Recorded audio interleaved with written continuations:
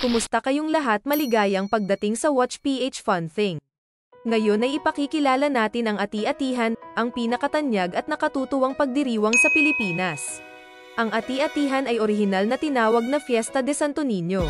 Hindi bababa sa bilang na ika-17 siglo. Ito ay bahagi ng festival system ng Katoliko na pinagtibay ng pamahalaang kolonyal ng Espanya. Mga patakaran na naglalayong palakasin ang resettlement ng mga lokal sa nakaplanong mga pamayanan sa paligid ng mga lokal na simbahan. Noong 1950s, ang pagdiriwang at mga katulad na pagdiriwang na nagdiriwang ng Santo Niño sa buong bansa ay lalong katulad ng Brazilian Carnival at New Orleans Carnival. Ito ay isang halo ng musika, hip-hop at pagpipinta ng katawan. Noong 1960s, sa pagtulak ng kagawaran ng turismo ng Pilipinas para sa mga lokal na pagdiriwang na may highlight sa buong bansa, ang mga pagdiriwang ay naging mas komersyal.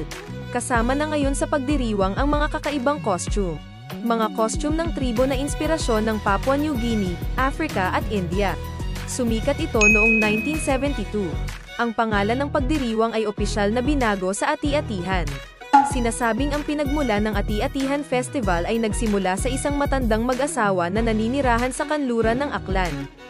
Noong unang bahagi ng 1700s, isang mangingisda ang nangingisda sa ilog, ngunit nakahuli ng isang pirasong kahoy. Itinapon niya ang kahoy, ngunit paulit-ulit itong bumalik sa kanyang lambat. Ang mangingisda ay labis na nabigo at nagpasya na dalhin ang kahoy sa bahay bilang gasolina para sa pagluluto. Habang sila ay natutulog, ang mangingisda at ang kanyang asawa ay nakarinig ng isang tunog. Nang hanapin nila ang pinagmulan nito, natagpuan nila ang larawang inukit sa kahoy ng isang bata sa tabi ng ilog. Inilagay ito ng mangingisda sa kanilang dambana. Simula noon, ang pamilya ay pinagpala, kabilang ang isang mahusay na ani ng isda. Makalipas ang ilang linggo, humingi ng payo ang mangingisda sa isang pari. Sinabi ng pari sa mangingisda na ilagay ang kahoy sa parokya ng Ibaj. Ngunit ang kahoy ay nawala ng paulit-ulit, palaging matatagpuan sa bubong ng bahay ng mangingisda.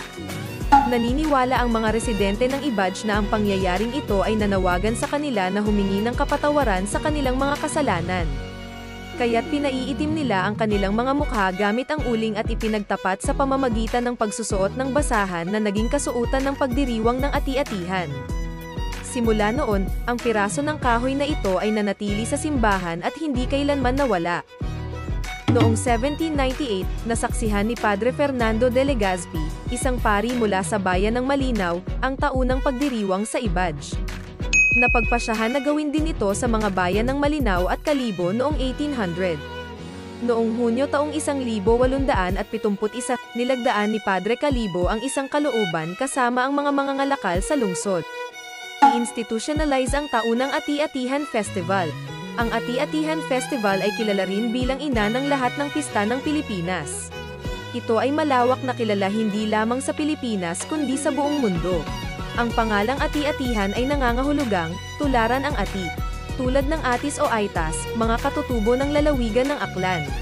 Naging inspirasyon din ng Ati-Atihan ang iba pang pista ng mga Pilipino. Tulad ng dinagyang sa Iloilo at sinulog sa Cebu. Sa makatuwid, ito ay tinatawag na ang ina ng lahat ng pista ng Pilipinas. Ang Ati-Atihan Festival ay ginaganap tuwing Enero sa ilang bayan sa lalawigan ng Aklan, Panay. Bilang parangal kay Santo Niño, ang pinakamalaking pagdiriwang ay nagaganap sa ikatlong linggo ng Enero sa bayan ng Kalibo, ang kabisera ng lalawigan. Ang iba pang bayan sa Aklan na nagdiriwang ng Ati-Atihan Festival ay ang Ibahay, Malinaw, Makatop, Batan, Altavas at Malay, Boracay. Maraming kalapit na mga sinaunang bayan at kapiz ang nagho-host din ng mga pagdiriwang ng Ati-Atihan. Ang iba pang mga pagdiriwang na may katulad na mga tema na gaganapin sa rehiyon ay kinabibilangan ng Dinagyang sa Iloilo, Halaran sa Capiz at Antique Benirayan. Kasama sa pagdiriwang ang mga relihiyosong parada at parada sa kalye. Ipakita ang mga nakatemang float, dance troupe sa mga makukulay na costume, marching band, at mga taong pampalakasan sa pagpipinta ng mukha at katawan. Ang parada sa kalye ay tinatawag na sadsad. Ito rin ang tinatawag ng mga lokal na paraan ng pagsayaw. Iyon ay kasunod ng beat ng bandang nagmamarcha, ang mga paa ay nahila sa lupa sa loob ng maikling panahon.